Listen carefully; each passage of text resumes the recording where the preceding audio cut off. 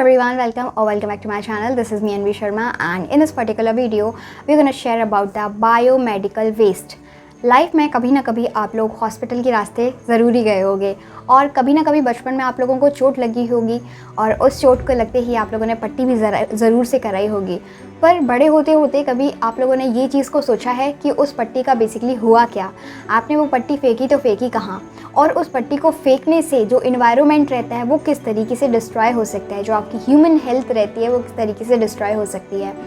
तो इस वीडियो में हम लोग समझने वाले हैं कि किस तरीके से आपका जो बायोमेडिकल वेस्ट रहता है वो जनरेट किया जाता है, क्या क्या उसके फैक्टर्स रहते हैं, और अगर ये इन्वायरमेंट में डिकम्पोज कर दिया जाए तो उसके क्या क्या नुकसान किए जा सकते हैं।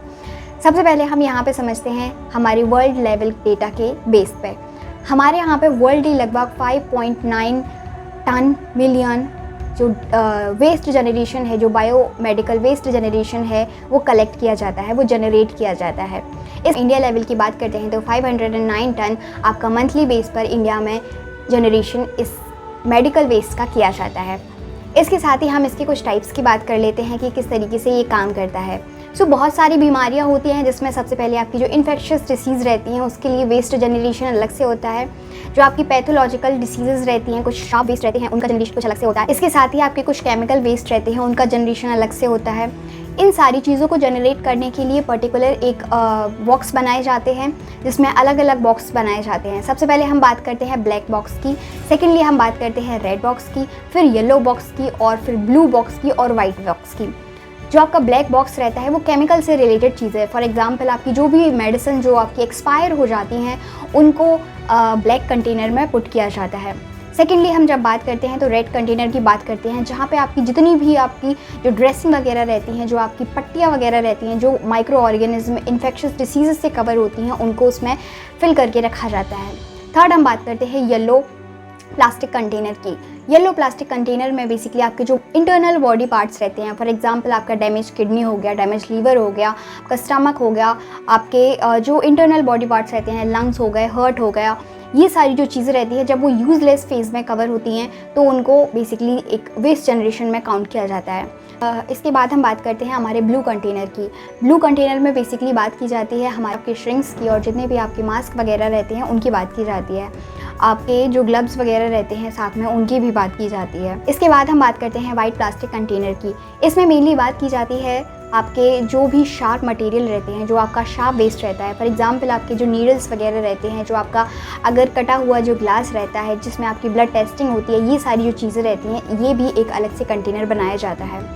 ये तो कुछ बात हो गई कि किस तरीके से आपका वेस्ट जनरेशन किया जाता है, लेकिन इस वेस्ट जनरेशन के हिसाब से क्या रेगुलेशंस होते हैं, क्या रूल्स होते हैं और गवर्नमेंट ने क्या इनिशिएटिव लिए हैं, आइए उनको समझते हैं। तो इसके लिए गवर्नमेंट ने बायोमेडिकल मैनेजमेंट रूल 2016 टू 2018 में इसको इंट्रोड्यूस किया। इसमें बेसिकली गवर्नमेंट का काम ये रहा है कि सबसे पहले आपको कुछ स्टेप्स जो है वो फॉलो करने चाहिए। फॉर एग्जांपल सबसे पहले जो स्टेप इन लोगों ने दिया वो ये है कि आपको सेग्रीगेशन और स्टोरेज पे फोकस करना है। इन सेंस जितने भी आपके वेस्ट रहते हैं उनको अलग अलग चीज़ों में काउंट करके रखना है, क्योंकि उसकी रिसाइकलिंग में कोई इशू ना हो। फॉर एग्जांपल अगर आप लोगों ने पट्टी के साथ में आपका जो शार्प मटेरियल रहता है उसको इंक्लूड कर दिया तो ये आपके लिए ही हार्मफुल हो सकता है अगर आप उसको अलग से जनरेट करते हो। इसीलिए अलग अलग कंटेनर बेसिकली इसके लिए प्रोवाइड कराए जाते हैं ताकि इन्फेक्शन का भी डर ना हो और साथ में आपकी बॉडी को कोई हार्म ना पहुँचे। इसके साथ ही हम सेकेंडली जब बात करते हैं सेग्रीगेशन और स्टोरेज के बाद, तो किस तरीके से इसका ट्रांसफॉर्मेशन किया जाता है। 24 घंटे के अंदर ये हर जगह फैसिलिटी होनी चाहिए कि आपका जो वेस्ट जनरेशन है उसको कलेक्ट कर लिया जाए और उसका ट्रांसपोर्टेशन बेसिकली किया जाए। इसके साथ ही इसकी कुछ प्रोसेस होती है जिसमें सबसे पहले जो फॉलो की जाती है वो इंसिनरेशन की प्रोसेस फॉलो की जाती है। सेकेंड नंबर पर जो फॉलो की जाती है वो ऑटोक्लेविंग की प्रोसेस फॉलो की जाती है, और थर्ड नंबर पर जो केमिकल रहते हैं उनके थ्रू इनको डिस्ट्रॉय किया जाता है। सबसे पहले हम पहली प्रोसेस को समझते हैं जिसमें इंसिनरेशन की प्रोसेस होती है। इंसिनरेशन में बेसिकली आपका हाई टेम्परेचर रहता है और हाई प्रेशर क्रिएट किया जाता है, जिसकी वजह से आपके जो भी इंस्ट्रूमेंट रहते हैं, जो भी आपकी चीज़ रहती है, जो भी आपकी पट्टियाँ वगैरह या जो भी इस आपका जो बायोमेडिकल वेस्ट रहता है वो उसमें जल जाता है और ख़त्म हो जाता है। इसके साथ ही एक इम्पॉर्टेंट चीज़ और की जाती है इस प्रोसेस में, जिसमें आपका जितना भी वेस्ट जलाया जाता है उसमें इलेक्ट्रिसिटी का प्रोडक्शन किया जाता है। यहाँ पे बड़ी बड़ी चिमनीज़ बनाई जाती हैं जहाँ पे एक तरफ देखा जाए तो इस वेस्ट को लगाया जाता है और इसका जो जितना भी इसका जो गैस वगैरह रहती है उसका यूज़ किया जाता है आपकी इलेक्ट्रिसिटी प्रोडक्शन में। तो एक तरीके से एक काम के साथ दूसरा काम करना हो गया। दूसरा हम बात करते हैं ऑटोक्लेविंग की। ये सेम प्रोसेस होती है, बस इसके काम कुछ अलग होते हैं। इसमें टेम्परेचर ना देने के साथ आपका जो हाई प्रेशर है उसको दिया जाता है, जिसकी वजह से आपके जितने भी इन्फेक्शस जो माइक्रो ऑर्गेनिज्म रहते हैं वो डिस्ट्रॉय हो जाते हैं। जब ये चीज़ डिस्ट्रॉय हो जाती है तो वो पर्टिकुलर चीज़ को रिसाइकिल किया जाता है और फर्दर आपके यूज़ में लाई जाती है।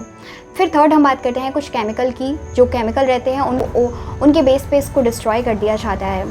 इसके साथ ही हम समझते हैं कि अगर ये चीज़ें इन्वायरमेंट में आती हैं तो ये किस तरीके से उसको नुकसान पहुंचाती हैं।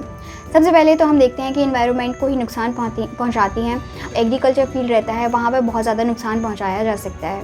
सबसे पहले हम सॉइल की बात करते हैं तो सॉइल की जो फर्टिलिटी रहती है उसमें इन्फेक्शियस माइक्रो ऑर्गेनिज्म रहते हैं, वो उसमें एंटर कर सकते हैं, जिसके वजह से आपको नुकसान पहुँचाया जा सकता है। सेकेंडली हम वाटर की बात करते हैं कि आपका जो वाटर रहता है वो एग्रीकल्चर के लिए कंटामिनेटेड हो सकता है।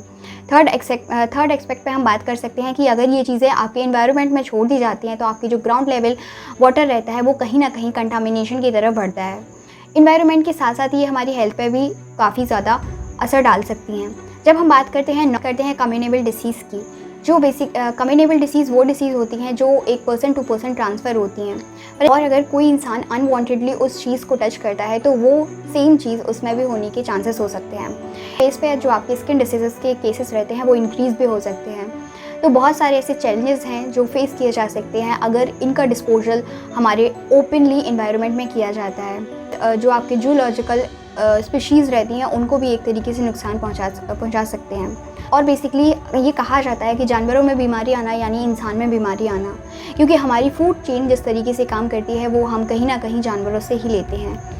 तो आज की वीडियो में इतना ही। आशा करती हूँ आप लोगों को समझ में आया होगा टॉपिक के बारे में। और do not forget to comment कि आप लोगों को किस सब्जेक्ट पे वीडियोस चाहिए और किस पर्टिकुलर चीज़ के रिगार्डिंग आप लोग वीडियो को रिक्वायर करते हो। और thank you so much, love you all.